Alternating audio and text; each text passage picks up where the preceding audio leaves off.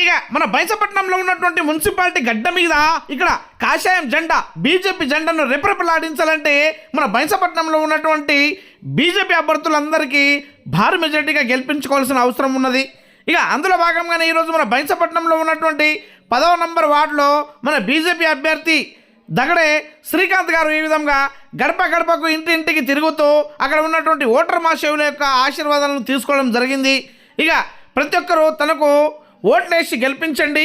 ఇక్కడ మన బైసపట్నంలో ఉన్నటువంటి హిందూ బంధువులందరి పక్షాన, ఈ వాడలో ఉన్నటువంటి హిందూ బంధువులందరి పక్షాన పోరాడతా, ఇక్కడ జరగాల్సినటువంటి అభివృద్ధి చేస్తా, ప్రతి పేద మధ్యతరగతి బడుగు బలైన వర్గాల ప్రజలందరికీ అందుబాటులో ఉంటానని ఇక్కడ మాట ఇవ్వడం జరిగిందన్నమాట.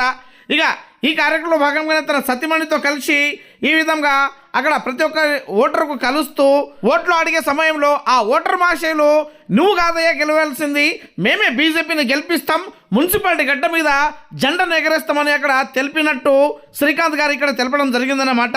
ఇక ఓటర్ మహాశయులు కూడా మంచిగా ఆలోచించుకొని మన దగడే శ్రీకాంత్ గారికి భారీ మెజార్టీతో గెలిపించాల్సిందిగా వాళ్ళు కోరుతున్నారు.